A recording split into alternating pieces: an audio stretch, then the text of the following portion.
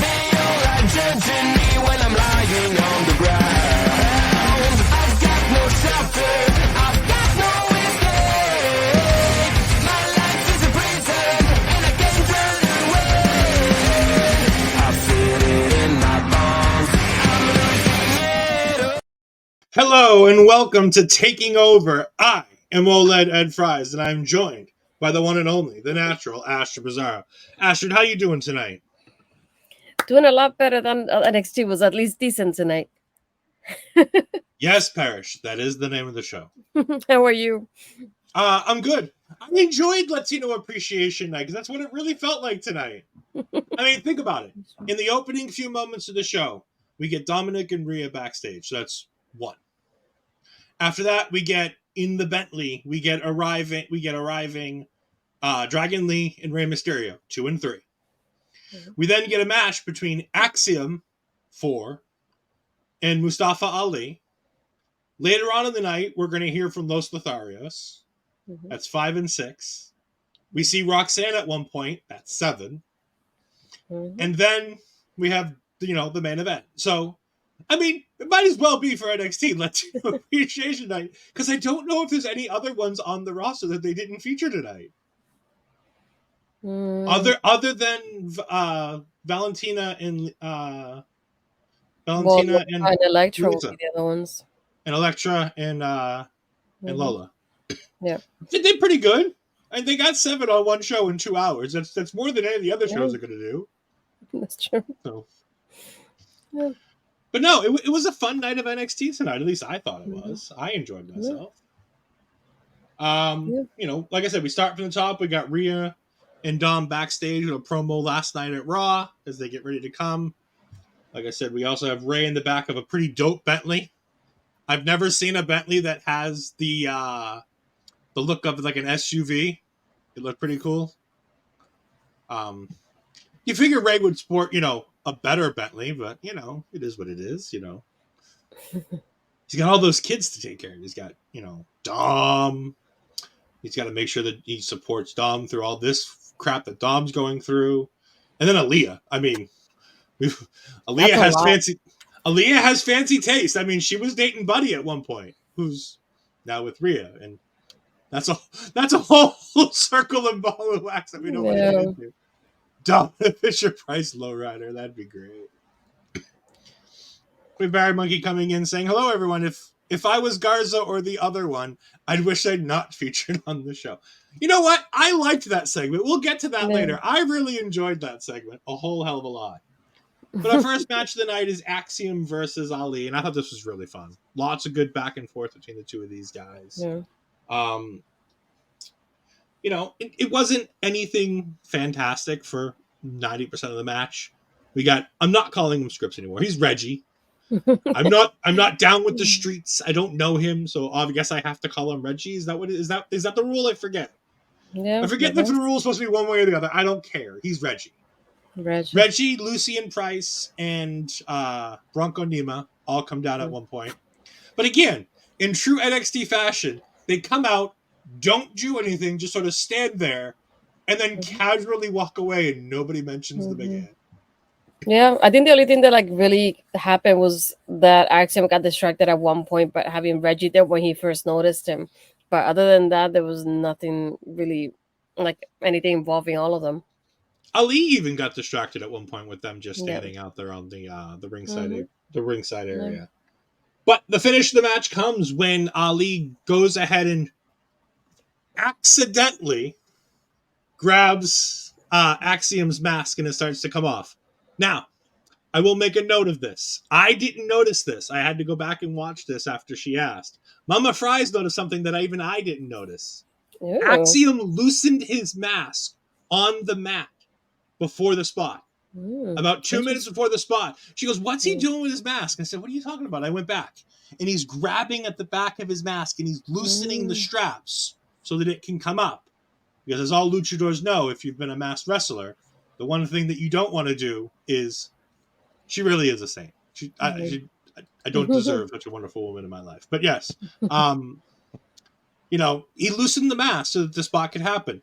Little things like that are nice. It was done It was that I didn't notice it, and I'm watching the match and going, huh, I missed that part. Yeah, me too. What Yeah. did you think of this match? I know Axiom was one of your favorites. Yeah, I thought it would be more like a high flying kind of thing. I expected more like that back and forth between both of them being high flyers. And we had limited commercials as well. So I thought that we'll see a lot more of that, especially being the opener, thinking like this is a way to hook the crowd to stay watching tonight. It wasn't that, but I like that they had a good back and forth, like they're always reversing each other's moves somehow.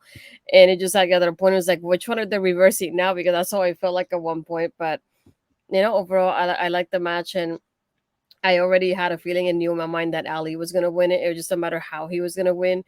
And then I like that even after he wins, he just says to the camera like, "Whoever wins that main event tonight, like I'm next." And I like having pointing that out after even after the match is over, even without a microphone, just looking at the camera, telling us about it. I like that detail about him doing that before he keeps celebrating. Yeah, and again, you mentioned little limited commercials tonight. I thought that this made the show flow so much better. The in-ring action wasn't as broken up a lot of the times. Mm-hmm. And it felt like the matches got more time. I don't know how much time this match really got, but it felt like it got 10, 15 minutes, which was nice. I really enjoyed it. We then have, as Astrid and I were talking pre-show, a multitude of young people laid out in the back, one of which being Ikemanjiro, and then others. We tried to figure out if we could identify some of them. We thought we could, but we're just going to leave it be. It's a variety of people who have been involved in the Schism segments the last couple weeks. It's Performance Center people.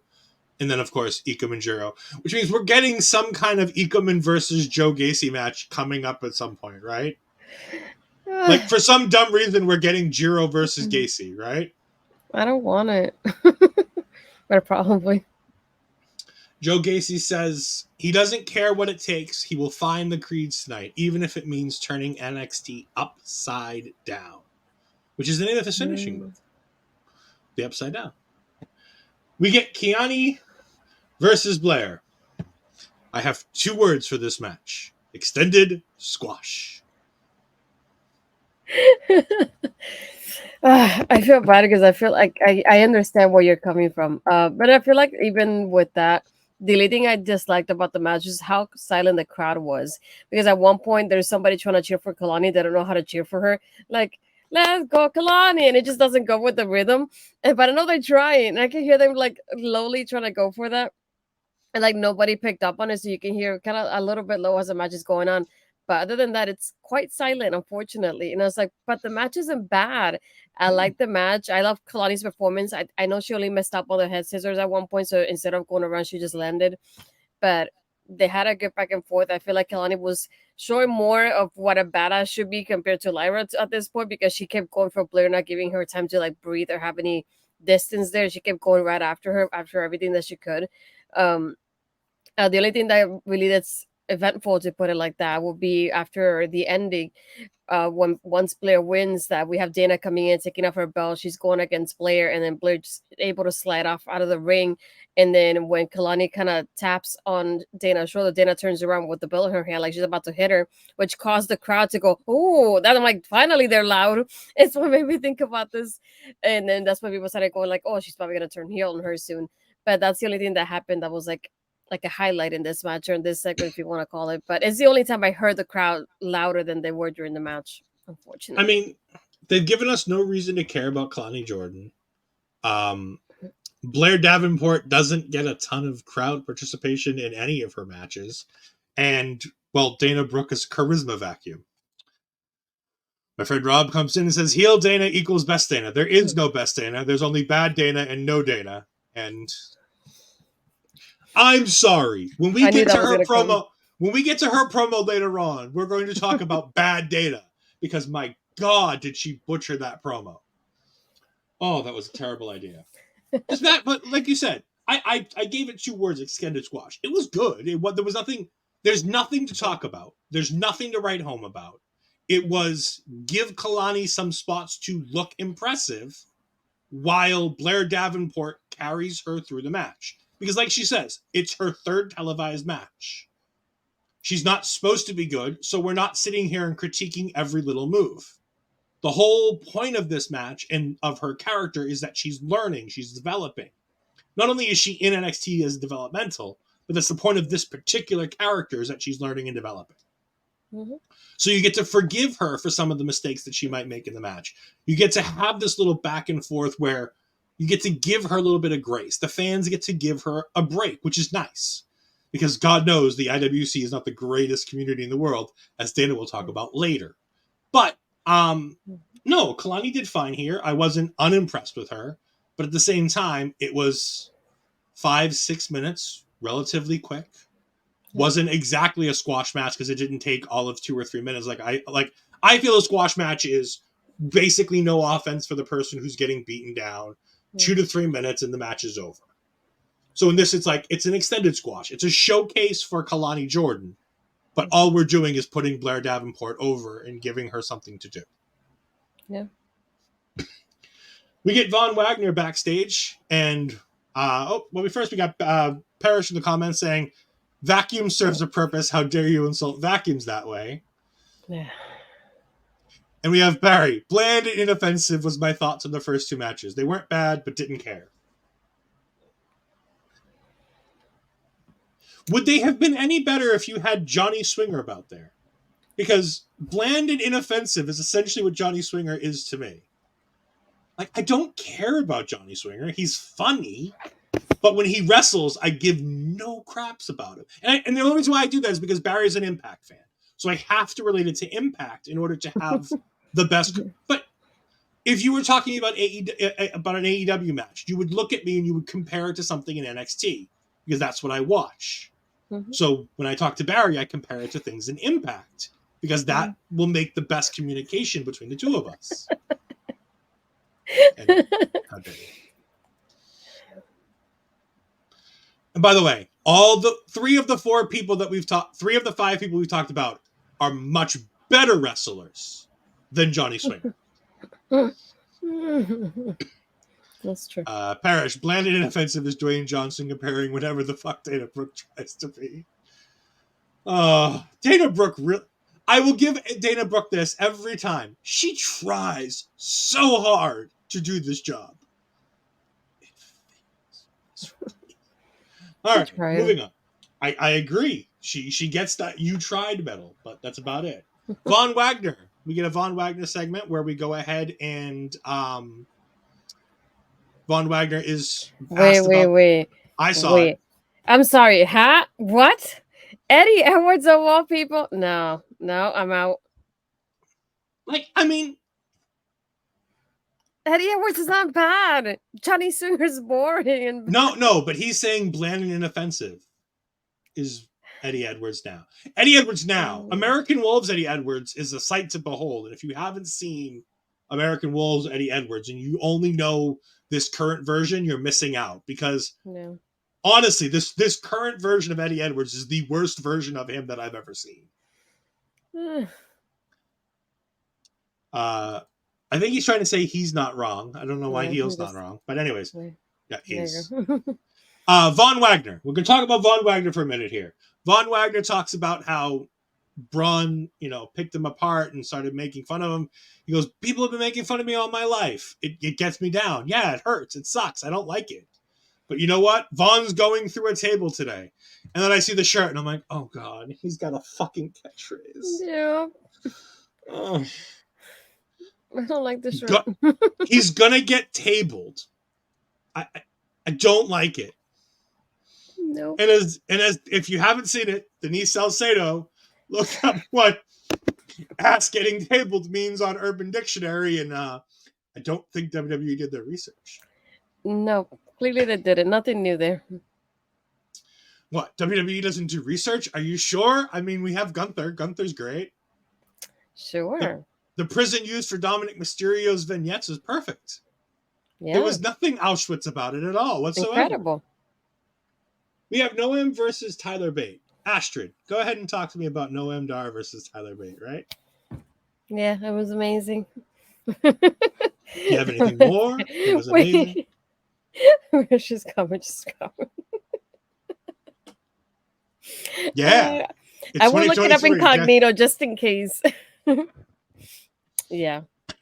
If Vaughn doesn't want people making fun of him, it's not that he doesn't want them making fun of him. He's okay with it. He understands it. But it still hurts, which is fine. He's being vulnerable. The beast is being vulnerable. It's a nice new step. He's not saying, you can't make fun of me. How dare you make fun of me? I'm going to hurt you because you made fun of me. It's just being honest. Because Robert Stone was like, we don't care what Vaughn had to say. And he's like, no, we don't have to do that. We can be real. It was a good segment between the two of them and Mackenzie, who's there. Yeah. I love Mackenzie, but half the time she just asks the generic question and just sits in the... Like, sometimes she's part of the conversation. Sometimes she just asks question and just stands there. This was an ask question and stand there portion. Yeah, it really was. So we got HPC Bad Guys joining us. Thank you very much for jumping in and saying hello. We appreciate it very much.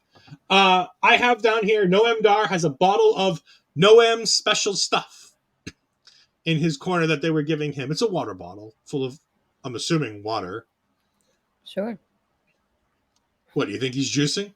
Taking steroids right there on live television?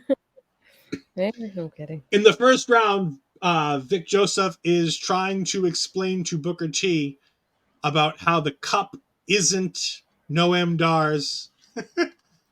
Noam, what a great champion. Oh, Noam is great. Oh, I love Noam Dar tonight. Vic's trying to bring up to Booker T to get him to understand about how delusional Noam Dar is. And he brings up a great early 2000s reference of Together, where he talks about Noam Dar can't do his calculus. And if anybody hasn't heard it, just look up Together.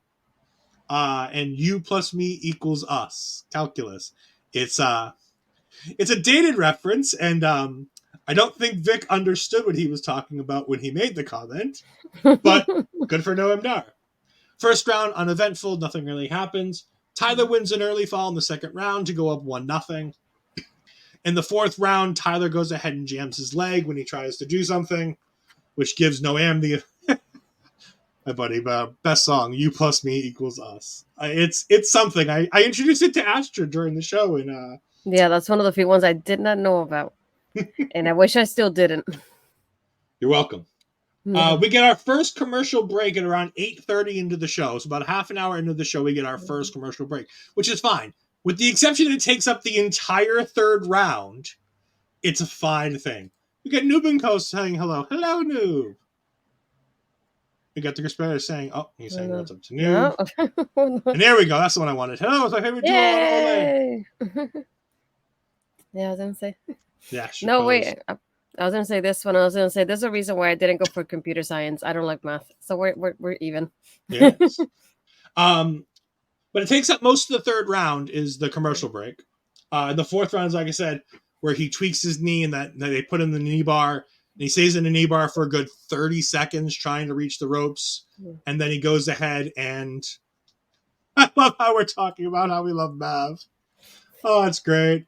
If I could play that video, I would, but it would get us demonetized. It would get us all kinds of issues. We can't do it. It'd be bad.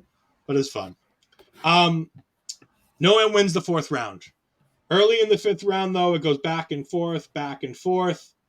And then, out of nowhere, a roll-up gets Tyler the win, where he... And this is very convenient by Alicia Taylor, and I want to make sure I get the words exactly right the way she did it. And he wins Noam Dar's Heritage Cup. Those are the official words from NXT about what was going on here. Because Booker was living in fucking delusional world tonight. Oh my God. I love Vic Joseph. I think Does Vic that surprise Joseph is you, great. though? Yes, because so in NXT, starting with the pandemic, we've had some of the best announced teams in the world on NXT. We had Mauro Ranallo, Nigel McGuinness. We had Mauro Ranallo and Beth Phoenix. We had Mauro, Beth, and Wade Barrett. We then had Vic and Wade Barrett. I missed them. I think we had Vic, Wade Barrett, and Beth Phoenix at one point too, for a short period of time. Mm-hmm. In a dark day of NXT, one day we did have Byron Saxton and some jabroni on commentary. Remember that one? Remember that bad episode of... Oh, yeah, it was a bad episode of NXT where neither Wade nor Vic could make the show, and they had jabronis on the show. That was a bad one. And Parrish is right. Booker T's becoming the Dana Brooke of commentary.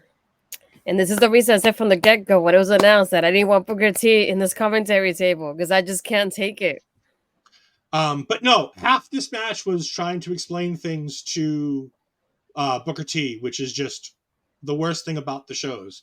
Because it takes away from the show. Because I get that Booker T wants to be a heel commentator, but having to explain the delusional heel commentator just makes it bad. As Parrish says, shucky ducky, shut up, Booker. Is there? Can we not get Matt Camp up here to do color commentary? Can we not get? You know what? You know who has just announced that doctors have told them that they shouldn't wrestle and that they might need to become a color commentator? You know who'd be great on NXT next to Vic Joseph? Big E. Talk about giving him the ability to learn. That would be good too. But what about Big E?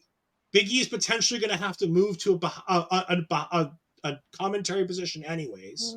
If you want to teach him how to do commentary, I guarantee you the NXT fan base will be gentle with him because they adore him. I think he might be a little bit distracting at first, though, because you know how he is. He's one of those people that he cannot stay still, probably at the desk. So if I see him doing too many things, more or less distracting than having to explain to Booker T what the hell's actually going on in the ring. Remember, Booker T didn't know who Isla Dawn was for the first 3 months that she was in NXT. I know, yeah. And if he can't wrestle, it's not a bad idea. You're not going to put him on Raw or SmackDown. We've just made those teams. So he's not going there anytime soon. So if you're going to have him learn, why not have him learn on NXT? Because if any fan base is going to give him the benefit of the doubt, it's that fan base. I mean, You Give Me Five was the NXT fan base. There's no... I know. All right, we're gonna disregard all Parrish's decisions for alternative commentary. But yeah, so we have a new NXT North Heritage Cup champion, which is a whole another bottle of worms. Astrid, go ahead and talk to us about Hank and Tank and the dumbest tag team name on God's green earth. I feel bad for them at this point after this. Hank is just telling Tank that he has a name for the tag team. So he's just like, give it to me, late. I mean, which is it? He goes, Smash Mouth. And he goes, but then we have Schism arrive, just asking them where the creeds are, which is basically what Casey was saying, that he's going to turn NXT upside down tonight. So they don't know what they are. So they get attacked while they're backstage debating their name. But I feel bad for them, that's why. I don't. I think that they got exactly what they deserved. You come up with a stupid name like Smash. Smash Mouth is already a terrible enough name for a band. I was going to say, isn't that copyrighted at this point? Very much so. But it's a terrible enough name for a band, let alone trying to put it on an NXT television as a tag team. Just no. A whole bunch of no. Barry Monkey says, oh, hold on. Trying to turn my air conditioner on. It's hot in here. Barry Monkey says, it's only a matter of time until Von Wagner's on commentary. They tried everything else to get him over. He's getting over. Like, let's lay off the whole Von Wagner. I get it. Von Wagner's not everybody's cup of tea. And I'll agree. I led the barrage against Come Tuesday Von Wagner. Yeah. However, they found something that's working. The fans are behind him. He's getting better at cutting his own promos. Robert Stone is being less of a necessity and more of an advantage to him as an additional piece, which is far from what it was 6 months ago, 8 months ago. They've done a good job getting him over. Now, is it going to lead to anything? Probably not. I don't think he's talented enough to really go anywhere. But you know what? I'm going to take the wins for now. WWE's managed to get us to cheer him and actually like him, Yeah. which is a hell of an accomplishment. Mm-hmm. Somebody once told me the world is going to roll me. I ain't the sharpest tool. Trust me, Parrish. We all know that you're not the sharpest tool in the shed. You don't need to talk about that. We get Ilya Dragunov backstage where he says he's headed to the ring and he expects Trick Williams to meet him there. Well, Trick Williams said he wanted to meet you in the ring, so I don't think you're going to have to convince him too hard. Like, this is what Trick wanted, so. We then get commercial break number 2. It's about 15-30 minutes on it's about 15-20 minutes after the first one. But again, we're almost an hour into the show and we've had 2 commercial breaks. I'll take it. Yeah. Not gonna argue about that. Mm-hmm. We get Mello backstage in the locker room pacing till Dijak comes in and says he wants to get a shot at the title. And before anything else can happen, Wes Lee comes storming in like he owns the locker room again. And Mello says, I don't even want to talk to you. I don't want to deal with you. Just get the hell out of my face. And Dijak and Wes Lee go back and forth about who's in the title picture, who's out of the title picture. And then Dijak just walks away. And Wes Lee goes to turn to talk to Carmelo Hayes, and Hayes is long gone at this point. Yeah. Or I thought he was gone, but wait, Hayes, he was still talking to somebody. I don't know who he was talking to off camera, but he was still looking at and talking to somebody before he gets absolutely destroyed by Dijak. Yeah. It's a good segment to tell us that there are multiple contenders for the championship, that there is no number 1 contender. I have a feeling we're getting to a number 1 contenders match between Dijak and Wes Lee at Heatwave. Oh, did they? No, they announced it for next week, and then the winner faces Carmelo at Heatwave. Oh, okay. So Carmelo wins at Heatwave. Got it. Yeah. Would you guys like Fire Springs then? Would you guys like to see a championship scramble in NXT? I'm a proponent of the championship scramble. I love that match. I think, but the thing is, NXT has their version of the championship scramble, the Iron Survivor.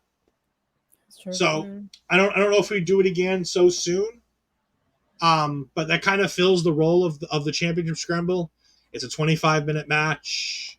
You got multiple people going in there. You got people competing, and you just say the championship's on the line, and whoever gets the most falls in X amount of time wins. Yeah, that's true. And then you give the champion as the champion's advantage. You give the champion the choice. What number do you want to come in at? Mm-hmm. So, because I think that's the fairest thing for the champion in that kind of a situation, if you're going to put the title on the line in that kind of a thing. Because in the Iron Survivors the first time, there was no champion's advantage because it was all for number 1 contendership. Mm-hmm. Whereas in this one, I think if you're going to do like Mello, Dragunov, Trick, Wes Lee, and Dijak, mm-hmm. you could have those 5 guys in the match and go, okay, mm-hmm. Mello, you're the champion. You get to call your number. What one do you want? 1 through 5. Because you go, obviously he'll take 5. Well, no, that means you have the least amount of time in the ring to get mm-hmm. pinfalls. You might not want to go 5. Yeah. Maybe you want to go 3 or 4. Honestly, mm-hmm. I think I would choose 3 or 4. Yeah, definitely in the middle. He also brings up Iron Survivor for the NXT Championship, do the scramble for the women's title. No, like I said, I don't think you have both. I think if you're going to do a version of the scramble, just do the Iron Survivor. Yeah. And by the way, the NXT since its inception has one way of crowning new number 1 contenders for the women's championships. It's called the Battle Royal. And by the way, I guarantee, based on the Tiffany interview, we're getting a Battle Royal at Heatwave. I was thinking that too. I was thinking we're going to get a Battle Royal sometime soon, just to get more contenders, because they keep mentioning during the matches tonight. They're positioning themselves for the number 1. Yeah, whoever wins could get that position to be the 1 contender. I was like, so you don't have one yet. You're just waiting to see what happens next. Good to know. Yeah. But like I said, I don't think you can do both. There's no room for you don't want too many of the same type of match. So you don't want to do, like if you have a scramble type match, you don't do a second type of scramble match. You just do the same thing. So I think what could end up happening is you could have 2 Iron Survivors. But again, if you're going to do Iron Survivor, that's a big pay-per-view. That's a no mercy type match. Mm-hmm. You don't do that at Heatwave on a Tuesday night. Mm-hmm. Because that's an hour of your show right there with those 2 matches. Mm-hmm. It's 50 minutes and then commercial breaks on either side of it. And there's your first hour of the show, or your last hour of the show, however you want to book it out. Mhm. So I don't think you do both a championship scramble but I mean, to each their own, and you never know. Again, that's my opinion. I don't know if you have any other opinions. Do you even remember what the championship scramble is? I mean, basically the same thing, but it just like you said, it just I feel like they have their version of it. So why change it back after you introduce something? To me, that wouldn't make a lot of sense. And like you said, it's just like they take so much time as it is that it's something that you put more like a PLE type of match, not on a Tuesday when it's gonna take 1 hour for the girls, 1 hour for the guys, and then we get interviews and stuff in between backstage.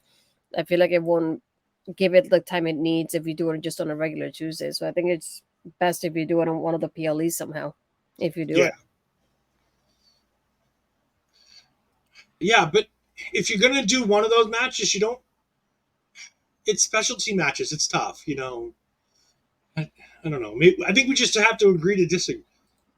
Yes, King of the Ring is different from Elimination. Yes, because it's a one. They're two different types of matches. The Scramble match and the Iron Survivor are essentially the same type of match.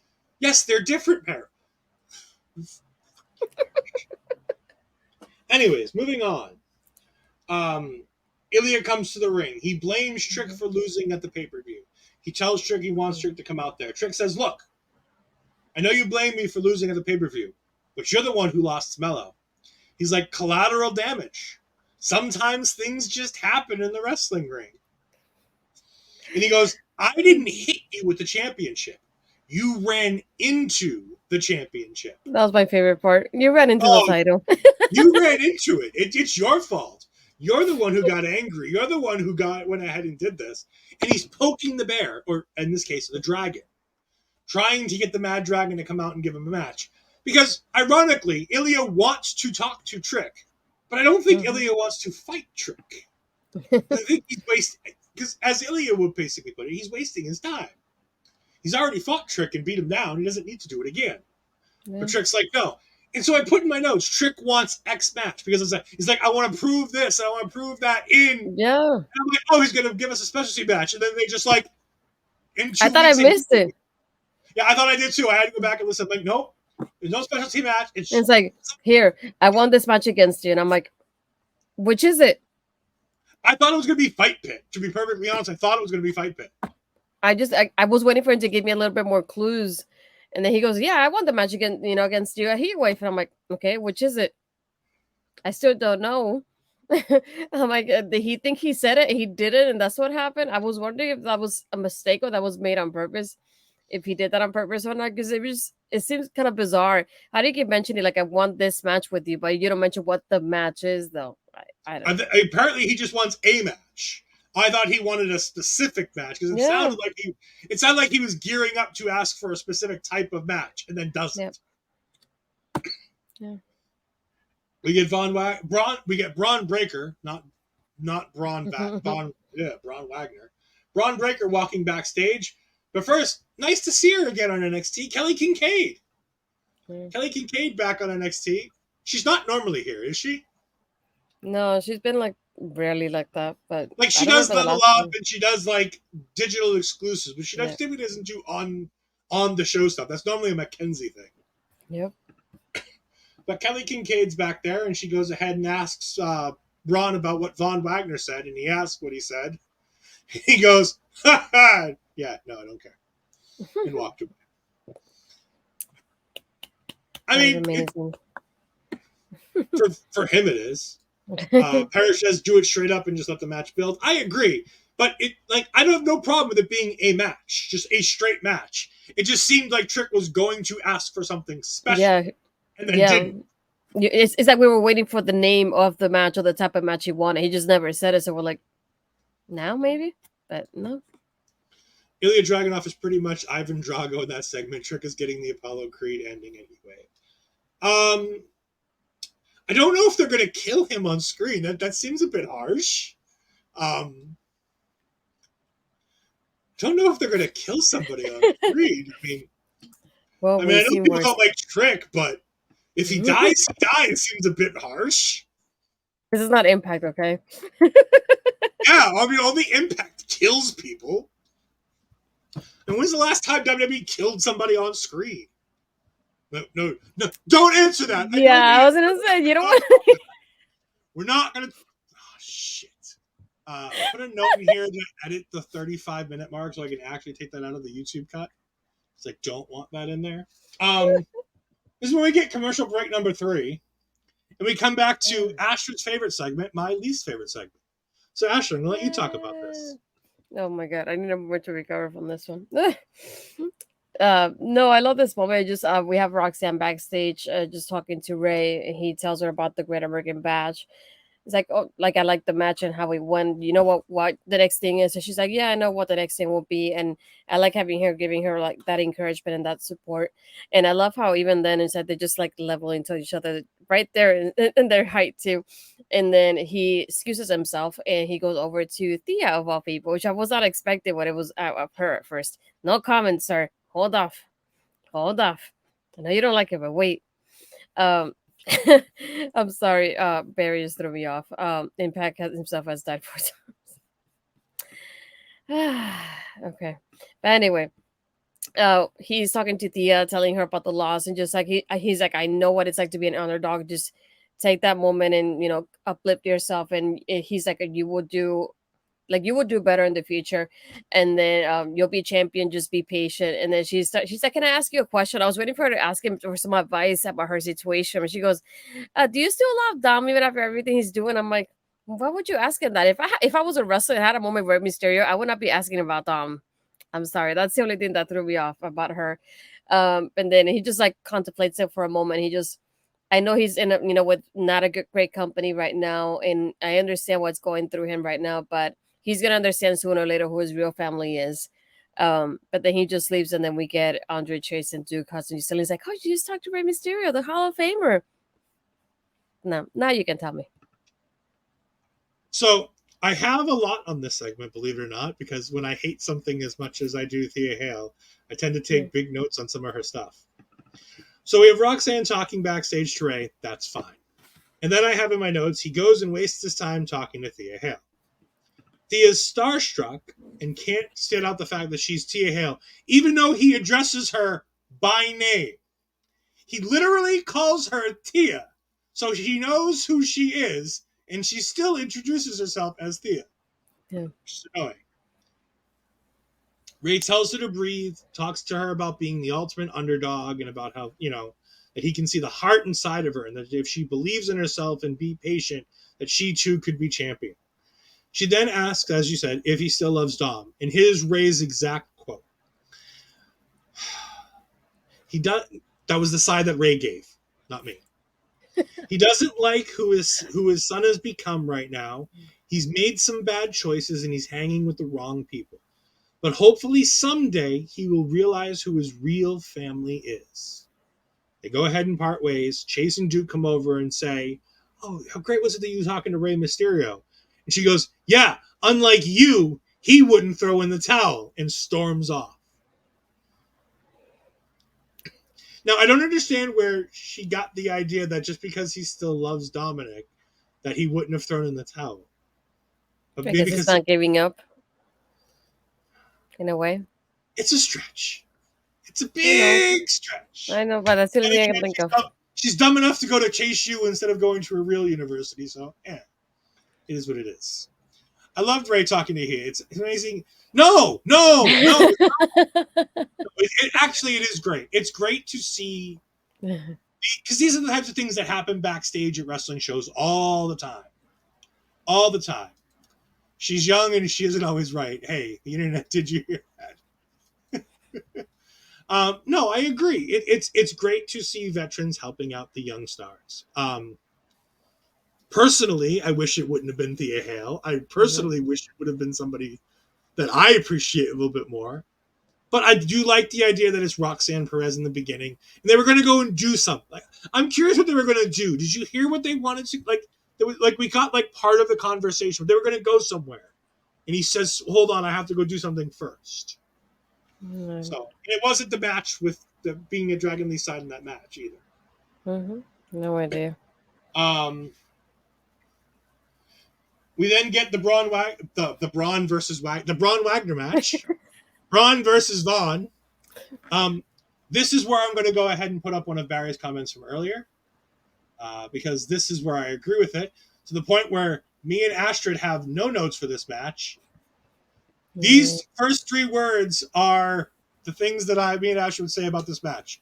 It was bland and inoffensive. Sounds accurate. I can't tell you a damn thing that happened with it, because all I know was a spear and a pinfall, and then that's it from the match. I have no idea what happened during the match. I remember the ending. We're going to go back to Parrish again. Love or hate Thea, the fact that there's emotion behind. No, I agree. They're doing a great job building a new star. They're building a star. Whether I think she's got staying power or not, I can't deny that they're trying to build a star. And that's a good thing. Again, half of this is just kayfabe that I just want to hate her. It's okay. If you go to Ali's YouTube account and you go under the videos, you'll see a clip of Ed admitting that he likes Thea. You're welcome, people. I don't think you'll ever see that clip. Oh, yes. Vaughn puts Bron to the table. All of the candy goes all over the place. The internet starts asking questions that were already answered about 6 weeks ago when I asked the question the first time we saw the candy go flying as to why the candy's there. And now apparently the entire internet wants to ask the same question I asked 6 weeks ago. But asked and answered. Vic actually answered the question on the air one week where he explained it. It was something with Corey Graves, and Corey told him to make sure that he keeps candy by the table. I can't remember if he's diabetic or if he just needs it to I think focus. I think it's to focus on the blood sugar, if I'm not mistaken. Yeah. The internet's come up with a bunch of different reasons. I have no idea which ones are true. But then, too bad he's not here. Oh, hold on. Also, Ed, she's not even real Irish. Why the hate? Yeah, it's fine. I was cheering for for Finn Balor this weekend, and he failed. So is what it is. When Braun attacked Vaughn with a chair last week, the chair was the most charismatic. It really was. It really is. But speaking about good things, I wish Mark Talks Wrestling was here, because this is the segment he's been asking for months. Months! Yeah. Understanding a little bit more about Eddie Thorpe.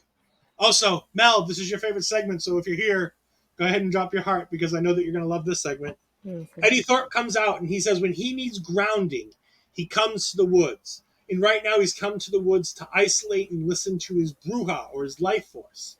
But today, he's not here to recenter himself. He's here because he's furious. Because twice he's felt Dijak's boot. And the last time he was in the ring with Dijak screwed up his shoulder by going ahead and ramming him into the shoulder. I'm like, okay, this is good. We're getting a little bit of development. We're understanding what his culture means to him and how it applies to his character. We're getting good stuff here. He talks about how when he comes out here and he sits under the stars and he recenters, refocuses himself and readjusts himself, that he goes ahead and he can connect with his ancestors, and he thinks about his ancestors. And he talked about, I believe it was Running Bull. I think it was Running Bull that he talks about here, where he talks about pokahe, which means to move forward without fear. And he says that his new mantra now is pokahe, to continue moving forward without fear. Because if he has the pokahe, that's what's going to be able to get him past Dijak.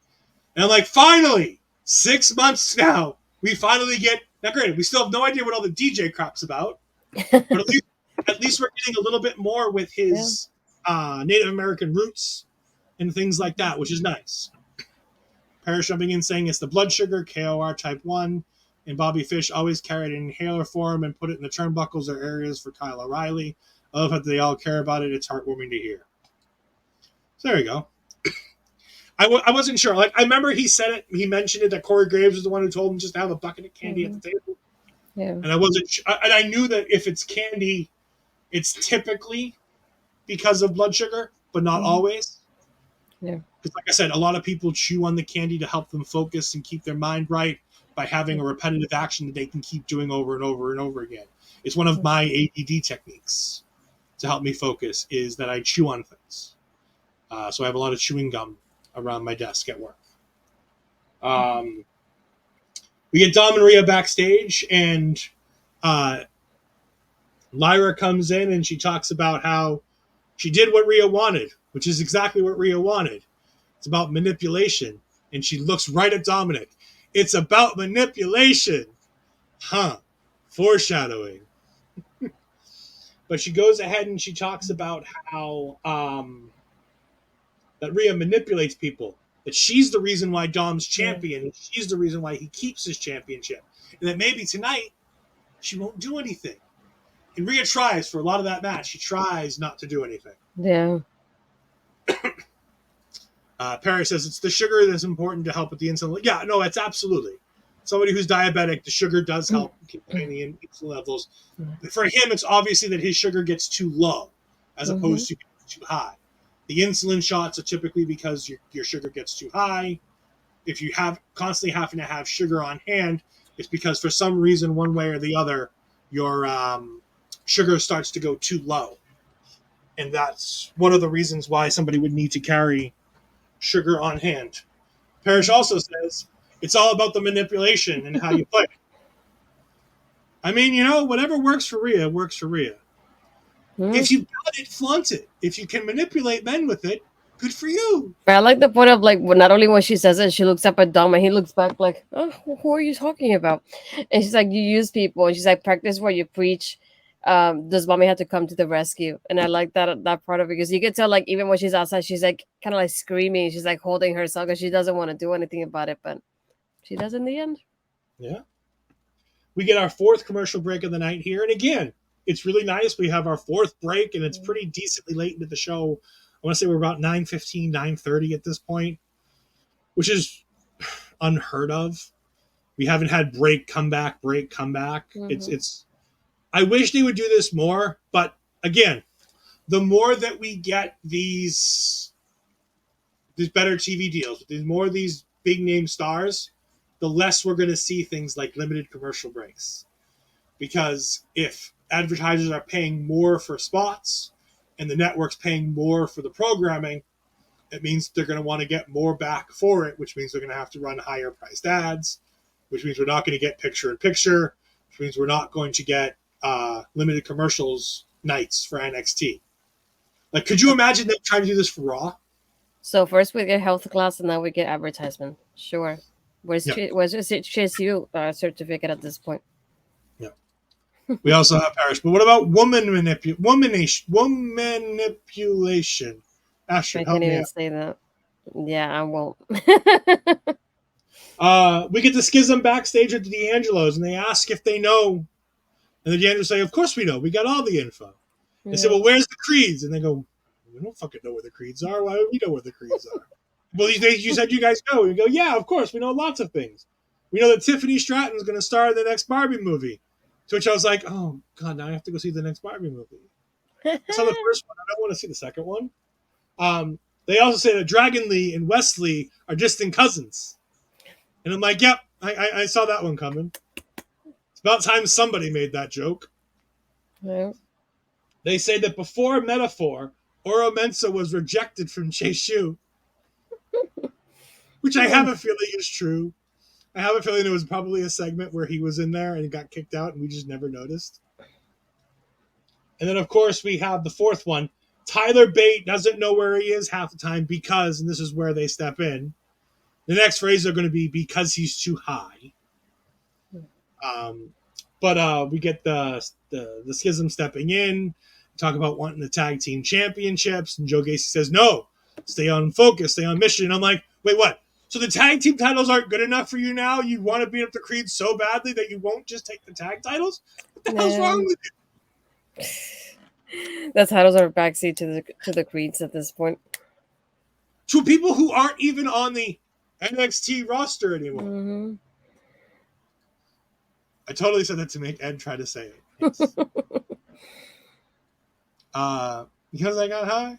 Because I got high. Where's Bobby? Yeah, that definitely would have been that would have been the end of the segment for Bobby. We get Gulak and Dempsey backstage, where they find out that they don't have any opponents for tonight's match, which is fine. They sit here and talk about how soft the locker room is and how nobody's tough enough. Out comes Damon Kemp, who talks about how tough enough he is, which I thought we were going to get Maven because they all kept saying tough enough.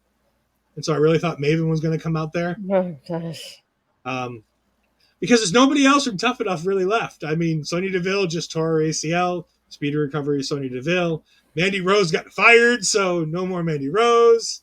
I'm trying Yeah, to you think. got Chelsea. That would have been a good segment. Sure, we got Chelsea. Is she going to be any entertaining in this segment, though? Probably. Anyways, we get JBBJ stepping up, and it's going to be JBBJ versus Drew Gulak and Charlie Dempsey. And I'm like, okay. I'm like, we'll see that match next week. No, we're getting it tonight. Oh. Mm-hmm. Yeah, I thought it was for next week too at first. We need Nydia back. We do. Nydia would be great. I miss Nydia. For anybody who don't remember that, it's the only time Jamie Noble in his entire career was charismatic or entertaining, and that includes when he was part of J&J Security. We then get Dana yelling at Kelani, projecting all of her fears and insecurities on Kelani, talking about how people are making fun of Kelani. No, people aren't making fun of Kelani. You want to know why? One, she's dating Carmelo Hayes, so people are all jealous of Kelani. And two, the fact that nobody cares about what she's doing in the ring because she's still new and she wasn't wrestling in NXT when Asuka debuted. Think about that. Dana Brooke was in NXT learning to wrestle when Asuka debuted in NXT. She then stayed for over 600 days because her championship was, 530 something? She didn't win the title for her first 3 months. And then it was at least 500 and some odd days that Asuka was champion before she lost the title. Mm-hmm. So the fact that Dana Brooke has been wrestling for so many years and is still as bad as she is and getting critiqued as bad as she is, she's projecting and she's still here learning. No. Now they're trying to teach. She's trying to teach wrestling. Yeah, this is bad. She tells us that she's going to take on Blair Davenport next week, and I go, can you not? Can you please not? It's going to be a bad match. Which match is going to be better? Kelani Jordan versus Blair Davenport or Dana Brooke versus Blair Davenport? Well, Kelani for sure. Sorry, Dana. At this point, we get Kiana James from accounting versus Ivy Nile. And this was a good match. Yeah. It had a decent amount of time. It didn't feel short, at least. It felt like it got time. There was no commercial breaks in between the match. Match just kind of flowed. Kiana looked okay in the match. Ivy looked really good in this match. Ivy misses a big kick, but I think it was more that Kiana was backing away and getting out of the way than she... Because, Kiana didn't really... she stumbled back and out of the ring, but she didn't stumble back out of the ring like she got kicked. It seemed like it was more of I avoided it and stumbled back kind of thing. So that was not that bad. Halfway through the match, we get the schism comes down and all the yellow masks surround the ring, and we get a lumberjill match, sort of, kind of, in a way. Yeah. With all the people in the yellow masks pounding the mat. And if I wasn't wrong, were they pounding the mat and the crowd was chanting creeds at the same wavelength? So as they're pounding the mat, they were going creeds. I think so, yeah. No. Either way, the match ends when Ivy Nile gets caught up as she's got her submission hold on, and Ava grabs her ankle, to which it distracts Ivy Nile, to which it goes ahead and allows Kiana James to go ahead and hit one of the weirdest finishers I've ever seen. Is there any, what does it do? I'm still trying to figure out what it does that makes it a finisher, because it doesn't look like it does anything. I have no idea about that one. The only thing that made me think about this match, though, is that before, when Kiana's making her entrance, they do have a pre-taped video in the corner from her, and she's talking about Gigi failed to show my past, and I was like, I thought we were past this already. Why is it still happening? I feel like we haven't seen Gigi. It feels like forever at this point. I know it hasn't been, but it feels that way. But just I thought this was over, and then it just kept happening. And you're muted, by the way. There. Oh my god. I try to help you. saying that it was fine. Yeah. I didn't mind the fact that we didn't see Gigi right now because Gigi's character right now is not worth being on TV. I'm glad you said it. Am I wrong? No, you're not. I'm just glad to hear it from you, though. As our friend Bobby Fish would say, where's the lie? We have Barry Monkey jumping in saying, I thought both in this match were good. One of the best NXT women's matches I've seen in a good while. It wasn't bad. It was good. It didn't eat up a lot of television time. But again, the NXT women had a bit of focus tonight. We had two matches that had nothing to do with the championship. Just two women's matches. We had the champion in a short promo segment that honestly should have been a little longer. But we have segments and things going on in this women's division that have nothing to do with the championship and have nothing to do with that.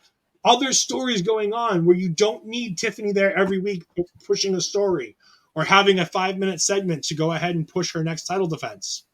That's a good thing for a women's division, I think. Now, is it equal? No, they didn't get equal time. They didn't get nearly equal time. Mm-hmm. But I will continue to say this. I think NXT does a very good job of putting its women's out there. So at least we know hey, look, people, we have women wrestlers. They're doing things. Lyra Valkyria is now in 2 segments tonight with the women's world champion on Raw. Like, we have things going on with these women.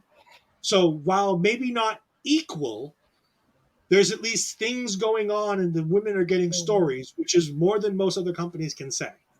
It's a positive. More than Raw. Well, no. Rhea Ripley had 3 segments last night. Raw had 1 match yesterday. 1 women's match. But Rhea Ripley, they had a segment backstage with Raquel Rodriguez where she was backstage being told she couldn't wrestle. And you had getting consoled by The Way, Candice LeRae, and Indy Hartwell. And then when Rhea came out for the main event, she got attacked by Raquel, Candice, and... but still, 1 match in 3 hours, though. 1 match in 3 hours, but they had multiple segments. They had multiple other segments. I know. That's a little better, but still 1 match in 3 hours. That's not great. No, but it's Raw. It's never good. I know that. That's why I don't watch Raw. That's why I watch the Raw watch-along, because at least they're entertaining. That's why I keep it in the background when I write about it. But again, but that's what I'm saying. It's why I like NXT, because there's constant... I know Raw was pretty good last night. I agree. I was on there for the main event. It was fun. But they need to do a better job in 3 hours of telling more women's stories. Yeah. Well, I mean, yeah, they do. I think people take the wrestling match and they say if there's not enough women's wrestling matches, that it's not enough. But I'm like, the women were heavily focused on, because you had the Becky and the Shayna stuff that went on both pre-match and post-match last night in between that one match, not to mention all the stuff around Rhea. Like, they were focusing on multiple women's stories, not to mention next week, I'm assuming your main event has to be, with the backlash you've gotten, it has to be Trish versus Becky, right? You have to main event with Trish and Becky next week, right? I'm not even keeping my hopes up at this point. But still, my point is that if you think about it, if you were to add up the time between backstage, everything involving the women in NXT, anything that the women are involved in tonight, in any way, shape, or form, matches, segments, interviews, whatever, versus the 3 hours of Raw, it's still NXT will have more time with the women than Raw does in a 3-hour show. Yes. And that's embarrassing in a way to say, though, as well. I wholeheartedly agree. And I think part of that is part of it is that there are so many people with their hands in the cookie jar on Monday nights and on Friday nights. Whereas NXT gets to kind of do what they want, and they have less hands in the cookie jar because of and I'm not even saying Vince McMahon. I'm saying there are so many writers and so many producers and so many people having agendas with the shows on Monday nights that you can only do so much. Like you say, 3 hours is so much to do. But they have to accomplish so much and maintain a certain level. And they should be able to do that with women's segments too. But NXT gets to fly under the radar a little bit, so they get to have more of that. And another thing that I thought about too, which is part of the part of like the aspect that I'm adding in my piece as well. You called up a few women. Like, what happened to Casey Square? We see them like once every month or so, and then we have Alba and Isla that just lost the titles and they just disappeared. I know they've probably been on main event because I've seen clips of them in main event, but still, we're just like, I know there's a lot of the women are injured, a lot of them are pregnant as well, but you still have a few women that are there on a weekly basis not being featured, and it just where's the balance there? I know it's not going to be equal because you have obviously more guys than girls, but it's still they deserve at least a decent amount of time in a 3-hour show, and they still don't get that, which is the part that I won't say much because I'm putting it in writing, but it'll be out soon.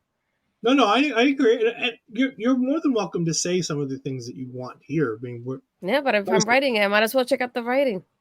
well, there's that too. I'm just saying that as much of a proponent as women's wrestling as I am, I think that a lot of times people get hung up on because there's like people who break down how much women's wrestling are on each show. And they're like, well, look, these are how many minutes they spent wrestling. And I'm like, yeah, but that's not talking about how many segments there were. That's because there are some nights where NXT does more segments about the women than they do matches about the women. And they may not have a single women's match on the show, but they might have 5 different segments with the women throughout the show, giving them 10, 15 minutes of the show. And that might as well be as good as a match. Because at least they're on TV and they're part of the storyline. Like tonight, the women were so important on the show tonight that bringing down Rey Mysterio, other than having him at ringside for the main event, his only other job the entire night was to put over Roxanne Perez and Tia Hale. Think about that.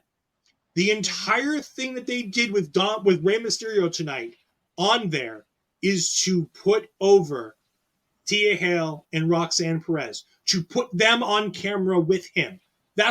You could have put him on camera with Carmelo Hayes, with Trick Williams, with Wes Lee, all these other talented men. No.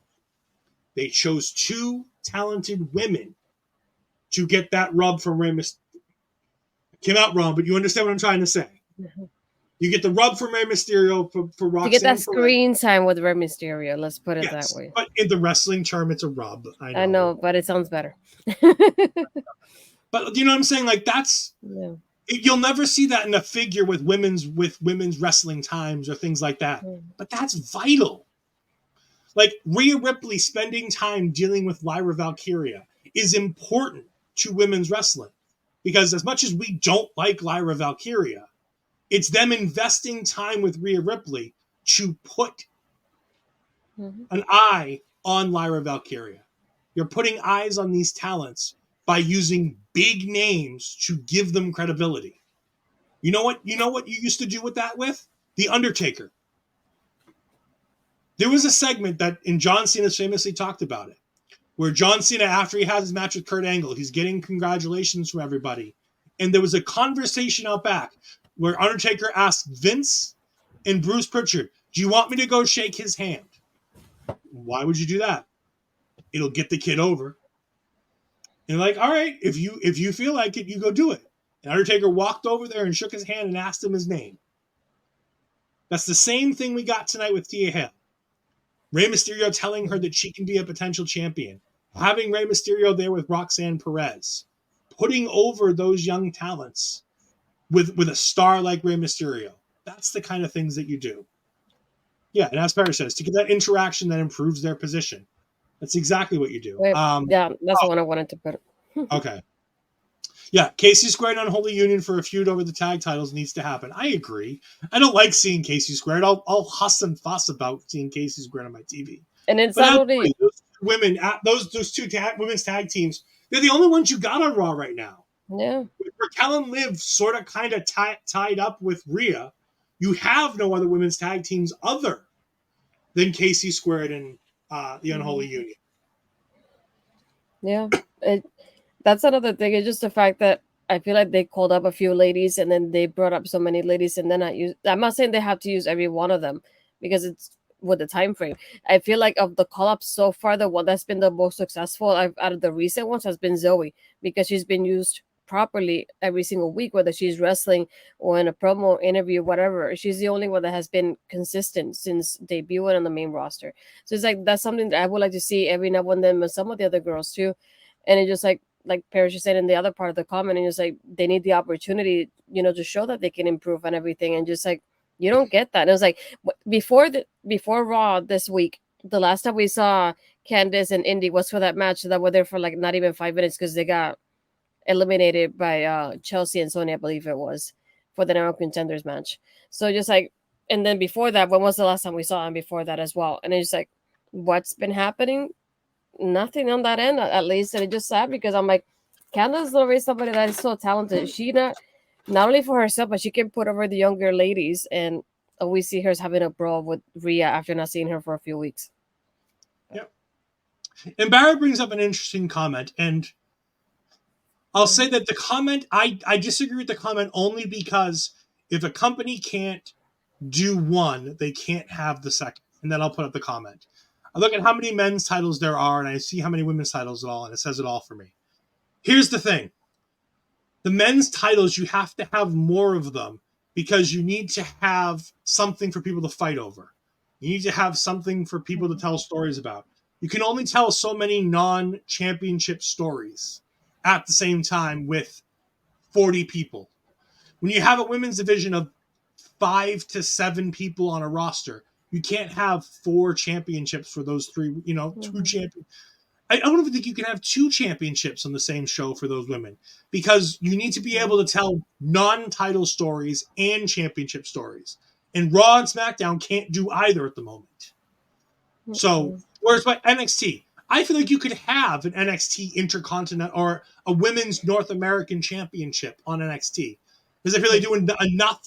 They tell enough female stories, women's wrestling stories, that you can have a feud with Tiffany Stratton, a feud with, say, Tia Hale as your North American Women's Champion, and then tell other stories. I mean, hell, Lash Legend and Jakara Jackson were a big part of the next segment we're going to talk about, where Tyler Bate is backstage with his cup, and Metaphor wants the cup back. The 2 people doing 90% of the talking in that segment are Lash and Jakara. Mm-hmm. Talking about how much the cup means to Noam and how you need to give the cup back to Noam. And then Noam's like, I need the cup back. It's my cup, yada, yada. He's like, and then Nathan comes in and he's like, look, here's how we settle this. If you tell us that's not the real cup, you can have it back. And he can't do it. But he does give the proper lineage in saying that that's the cup that I held that Mensa lost. And this is the cup that I want. And which is where they get the match that we're now going to have Nathan Frazier versus Noam Dar for the Heritage Cup. And it sounds like waiting in the wings is Tyler Bate, who is promised, and Nathan's like, yeah, I owe you one. We got Chris Parrish saying, and sometimes you're just going to have to let the talent do their thing and succeed on their own accord, learn to fly or fail on their own. Talent should always have that chance. Wholeheartedly agree. And then he also says, going about this segment, but there's side pieces to Noam who's the focus, and sometimes you need to switch the focus. I agree. I would love to see a Jakara Jackson the main focus of anything. I will never say the Lash Legend to be the main focus of anything. Plus, I'm like, one thing during the press conference too, when they were mentioned, it's like, oh yeah, we want to go for the titles. It's like, oh, our names are mentioned when Raquel and Liv won them.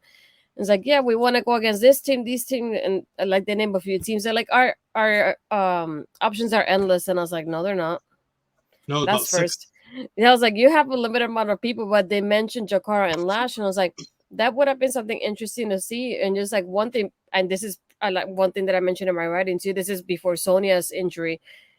Before the injury happened, there was no setup for who the next contenders were going to be either. So that's another thing too. And it was like, I feel like they take a while, and we don't have, like, for Rhea as well.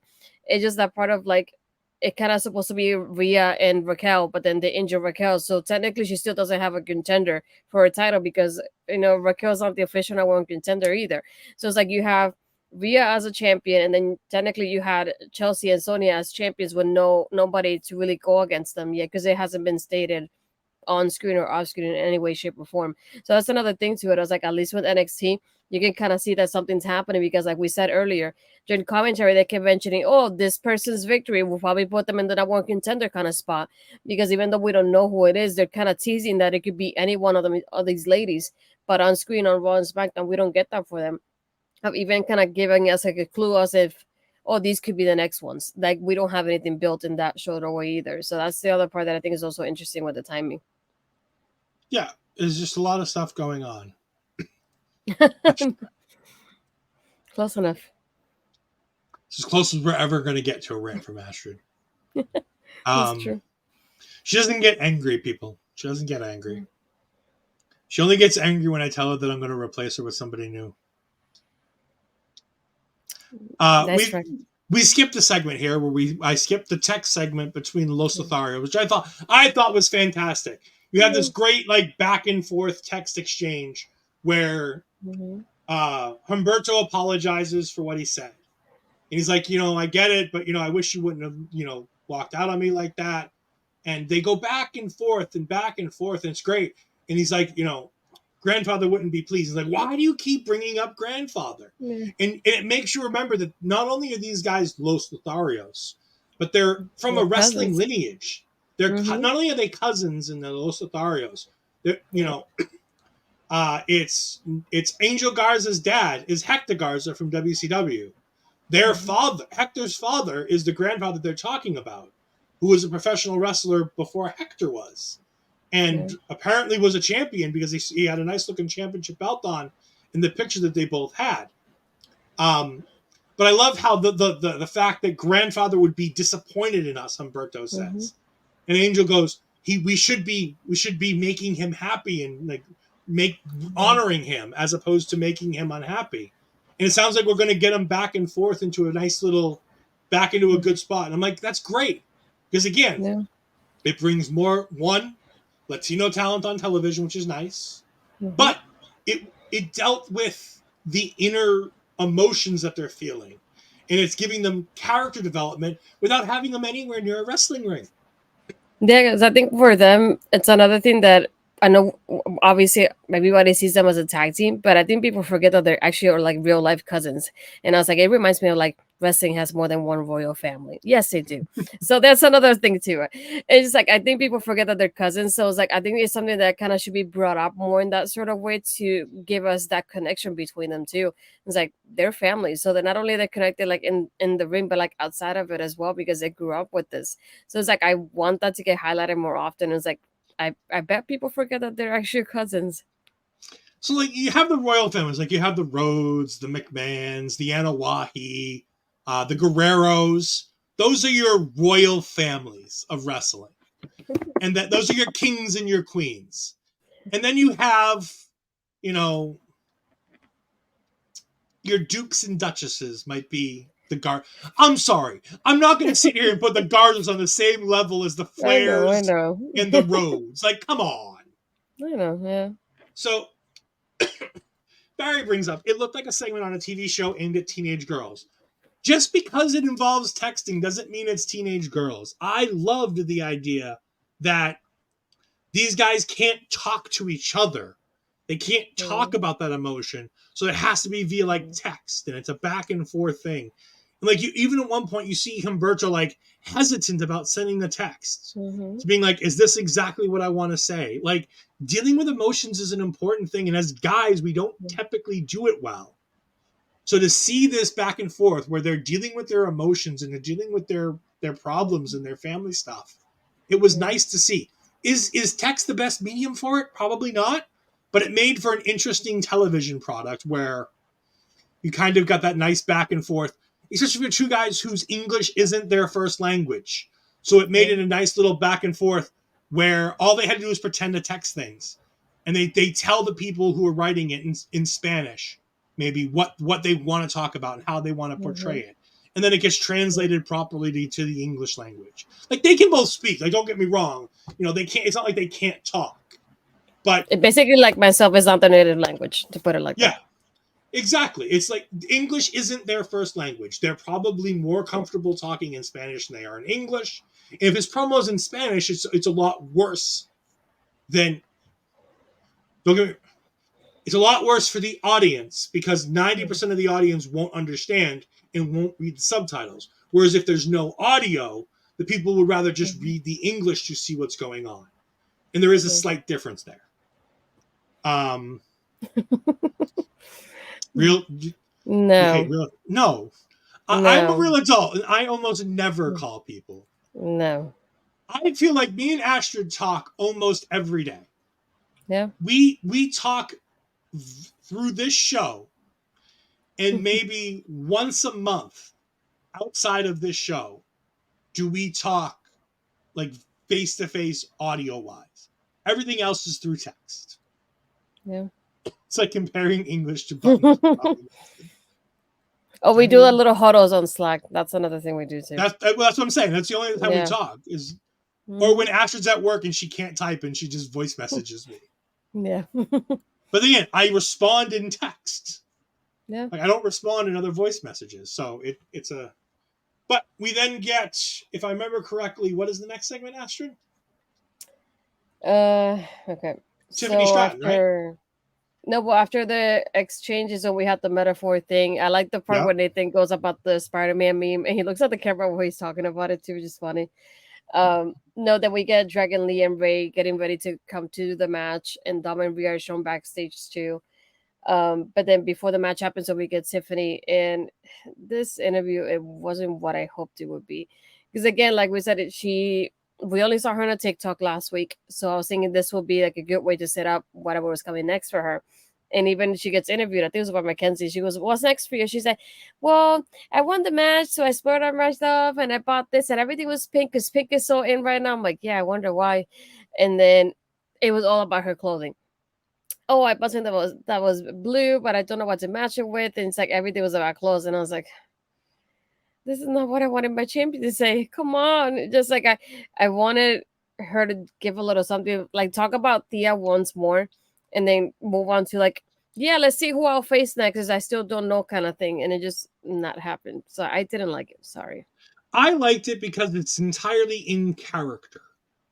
Yeah. That's the only If thing. this were anybody else, it would be out of character. It wouldn't make sense and it'd be bad. But for this character, this makes perfect sense for, she doesn't care about wrestling and challenging somebody else challenging for her. She can care less about any of that. For her, it's all about, well, I won the match and now I get to go buy some cool clothes and I get to do this and I get to, like, that's the kind of things that Tiffany cares about. So that's the kind of things that she does when she cuts her promo. And then she's asked, who are you going to challenge next? Who's going to challenge you next? And she goes, nobody, bye! And she's just gone. I loved it. I thought it was great. To go on about real adults too. Real adults sit with a quill and parchment, write a formal letter, and give it to a young street urchin runner to deliver. Wow. To remind us that we don't live in the world that Barry lives in, where street urchins still exist in the UK. No, I'm just kidding. And the United States and the UK and Puerto Rico are all entirely different places, aren't they, Astrid?